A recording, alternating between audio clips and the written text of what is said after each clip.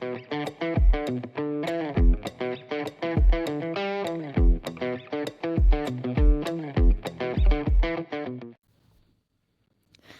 back to the LIVgreat Real Estate Podcast, where we share stories, insights, and inspiration from people shaping the real estate industry in our communities.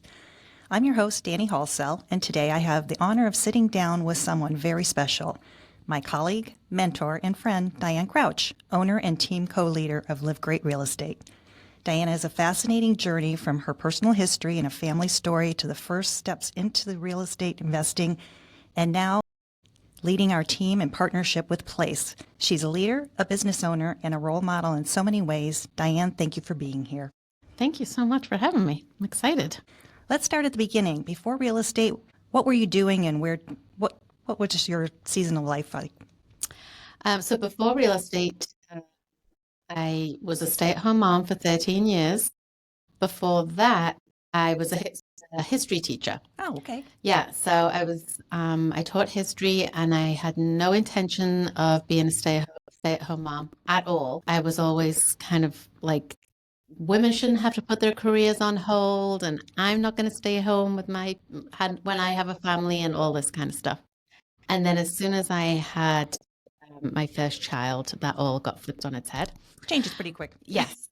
And I didn't have any, my own family, obviously I'm not from here, so my own family was in England. And I think felt this overwhelming need to stay home and take care of Grace. So I went from teaching to being a stay-at-home mom, while my kids were all little until they were in school. And then I got into real estate. And what got you into real estate? Once my youngest, Ethan, was in second grade, I decided I wanted to, go back to work. And I thought about going back to teaching, but I just didn't have the same passion about it. I'd always been interested in real estate and real estate investing. And so I just decided that would be the road that I would take. And I took the test, and it went from there.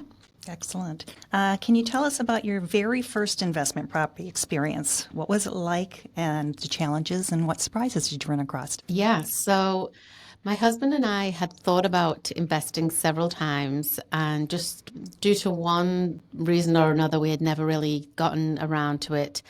And then in 2020, we had the opportunity to start investing, and we went to look at one investment property. And the owner, the seller, who was actually an agent, he had both homes right next door to each other for sale. So we went to look at one property and then decided to buy both of the properties. Oh my gosh. Yeah.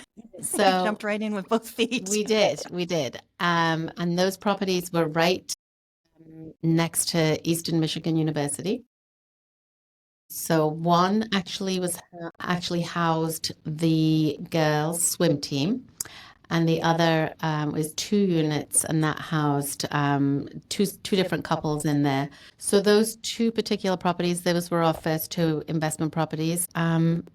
So far, they've been great for us. It was a great first plunge into the investment world. And was that before or after the shutdown? It was in 2020. So that was, I'm trying to remember whether it was 2020 or whether it was 2019, because I do remember that we were going through some COVID issues. I believe that was October 2020. Okay. So, yeah. So when things were, at least people were getting back out and about. Yes. So that's good. Yeah. That's such a great story. Looking back, what lessons from those early days still guide you in your business today? Let me think. Well, I would say kind of be ready to invest when the opportunity comes up. Don't necessarily sit back and wait until you see something. Be ready, whether that means having a pre-approval or whether that means if you have certain assets that you want to be able to access, be ready. And then when the opportunity comes, go for it. Because we, like I said, didn't have the intention of buying both of those properties, but thankfully, because of the situation we were in, we were able to move forward with that. So don't hesitate, plan, Yes. be ready. Yes. Let's fast forward to your leadership role. At some point, you decided to partner with Place. What led you to that decision? So when it comes to real estate and the real estate profession, I've always felt that realtors they get pulled into many different directions. And for some agents, they thrive in that. And I think there's other agents who have the potential to be great, successful agents, but because they're pulled so many different directions, they feel overwhelmed. With place, and because so many of the additional tasks are taken care of, not the agent is allowed to just focus on the main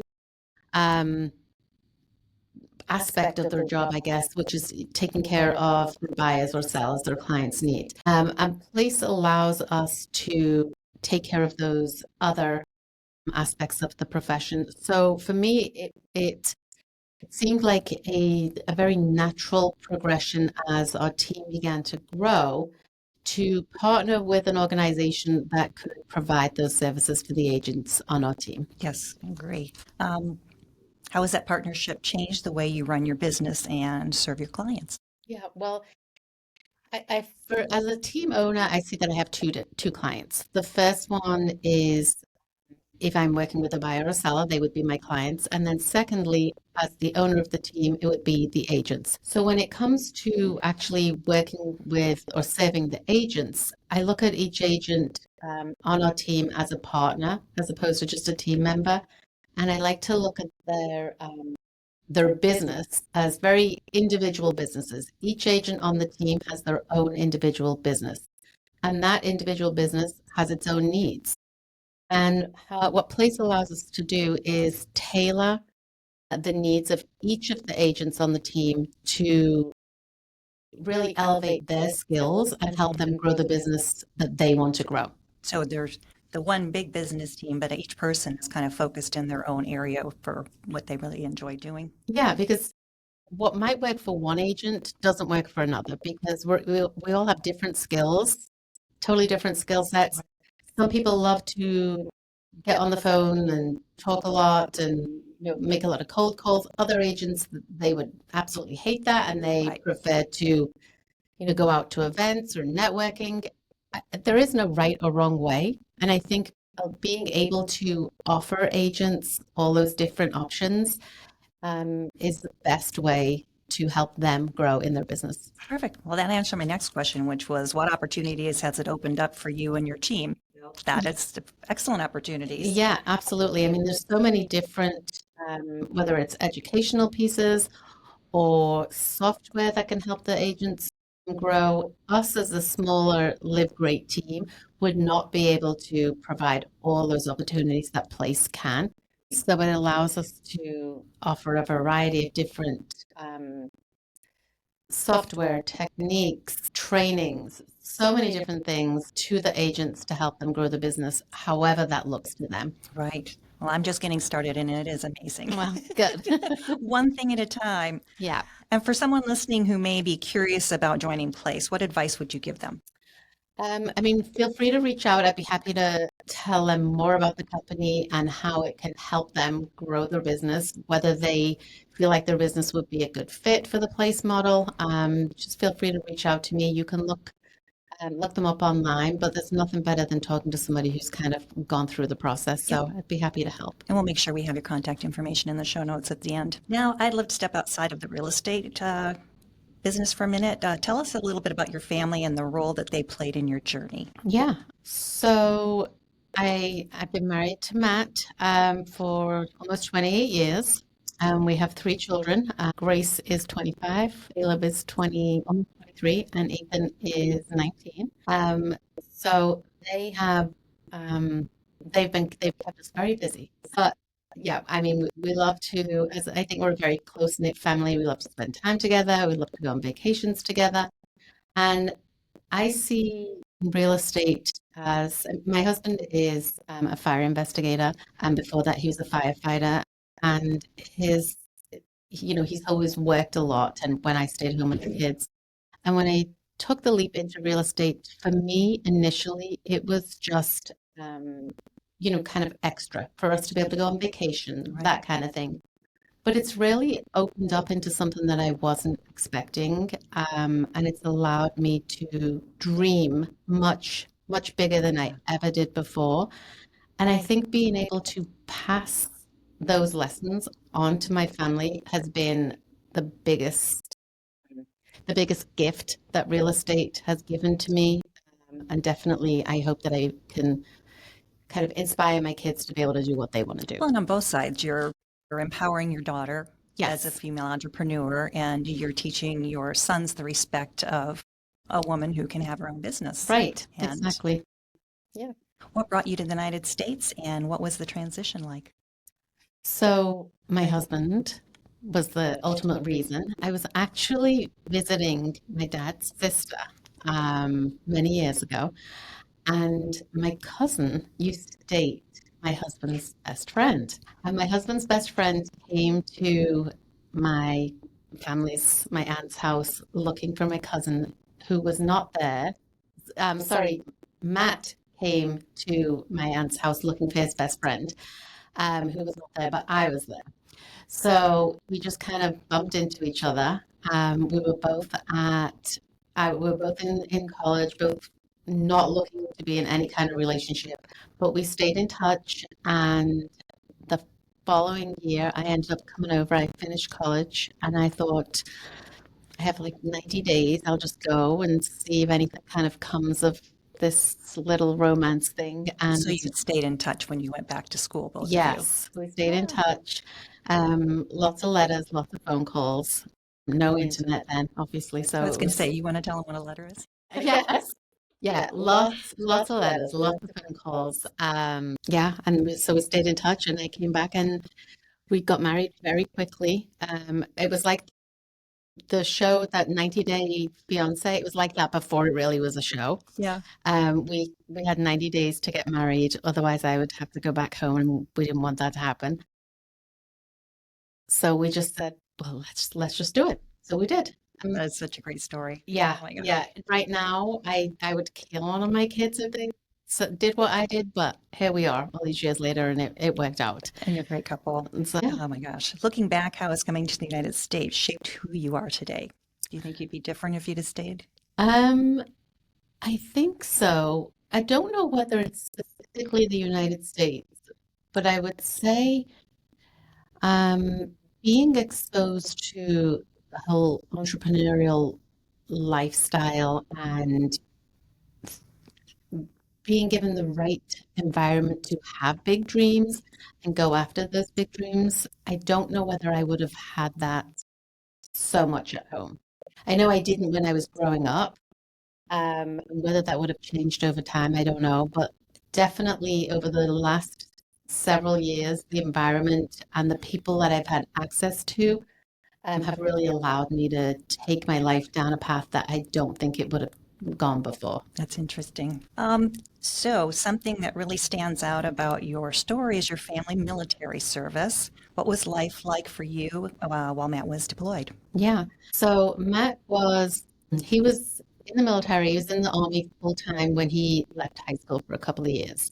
Then he got out, and at that time, the National Guard, only certain states paid for schooling. So he and a couple of friends went to West Virginia because that was one of the states that paid for schooling. So he was in the National Guard. He never expected to get deployed. And then after 9/11, everything changed, and the National Guard did start getting deployed. Right. So the first deployment, all in all, was 18 months because they had to be retrained. He had originally trained on tanks, and they had to be retrained so that because tanks were not needed in Iraq Right. at that time.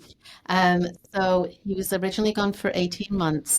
At that time, we had two kids. Grace was about 3, and Caleb was just turning 1.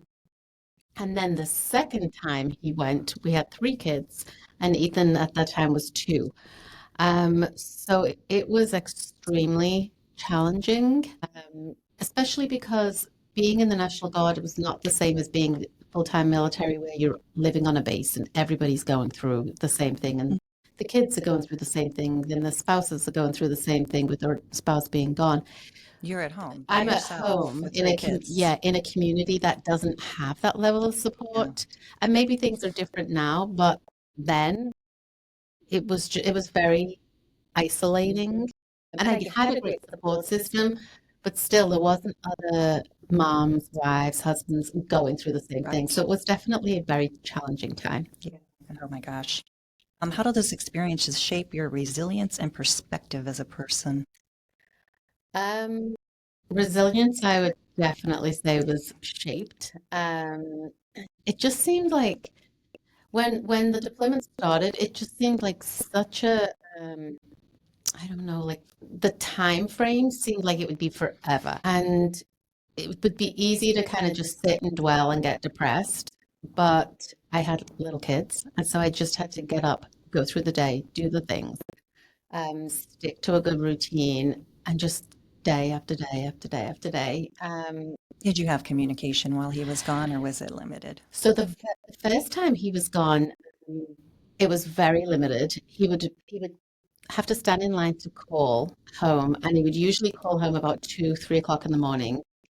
So I would get woken up in the middle of the night about once a week, once a week, to once every 2 weeks, somewhere in there. And he used to write a lot of letters the first time. And then the second deployment, things had changed a little bit, so we could use Skype. So yeah, so that was different. Both times were totally different experiences. Yeah. How were the children? Did they miss their dad? Was it difficult coming home? And you've been away 18 months and you're coming home to children who are looking at you like, oh my God, it's him again. Yeah, I honestly don't think there was that difficulty in when he came home, but I do know like they were fearful when he was gone. I remember Caleb, he became totally obsessed. This is so weird, but he became totally obsessed and afraid of aliens. And I really think that it was like a fear that was just manifesting itself that way because he just came. He was very anxious, and I think it was directly related to Matt being gone. That he felt something took his father away. Yeah, Yeah. or just, yeah, there was some kind of fear that he couldn't explain, and that's how it came out with him. Yeah. Yeah, kids. Yeah. Let's see. And in what way has the military life influenced how you show up as a leader in your business today?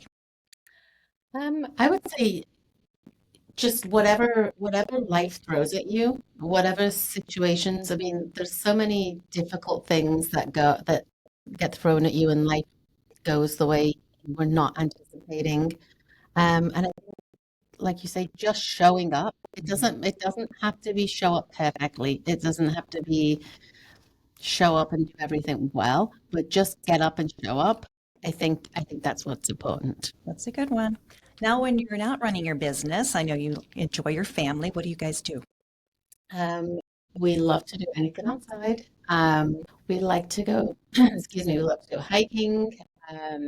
We love going on vacation and just kind of exploring new areas.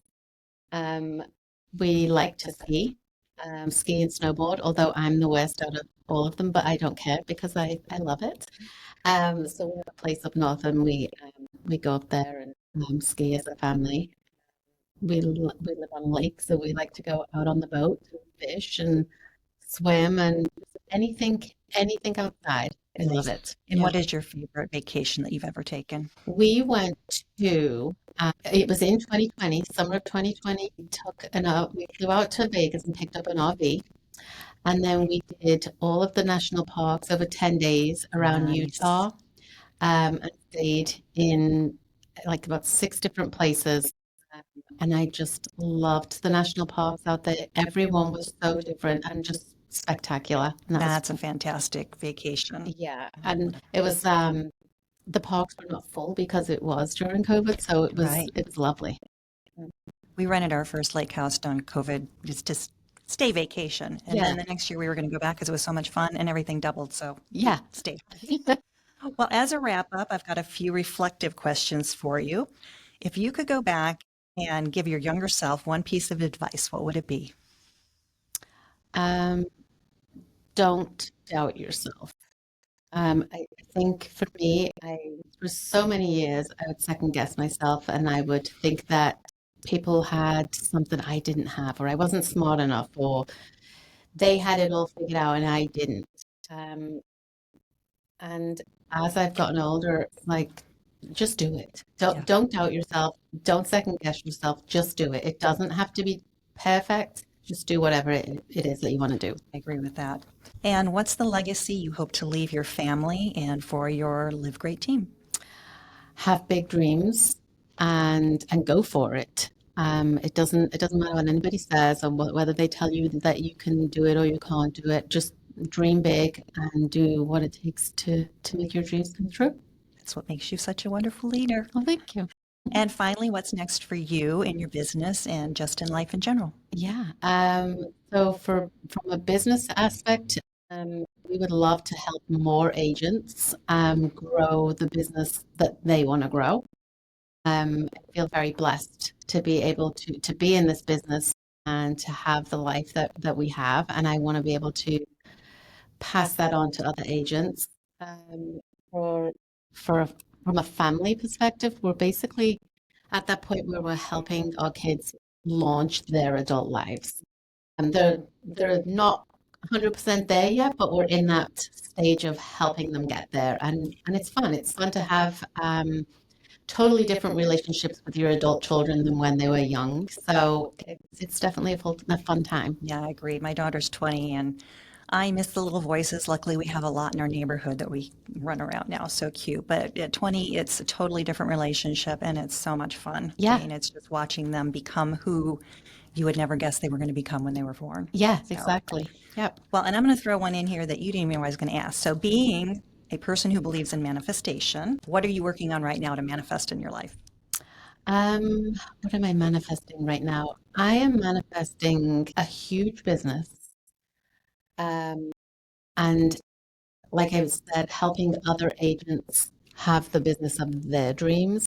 And also in a way that, and knowing that the universe will take care of that in a way that I don't have to be in control. I don't know how it's going to happen. I just have to do what I can do, sit back and know that the universe will take care of everything else. So kind of want to manifest a calmness as that comes to me. Yes, that is awesome. And hopefully people will hear this podcast and you may get some calls as well. Well, I hope so. Well, Diane, thank you so much for joining me today and sharing your story. It's inspiring to hear about your journey from those first investment properties to leading a team, partnering with Place, and building a life rooted in resilience, family, and vision. For our listeners, if you'd like to learn more about Live Great Real Estate, connect with us on social media or visit the website. I'll have everything in the show notes. And as always, thank you for tuning in. Be sure to subscribe, share this episode, and join us next time for more stories from people shaping real estate in our communities. Thank you, Diane. Thanks, Dani.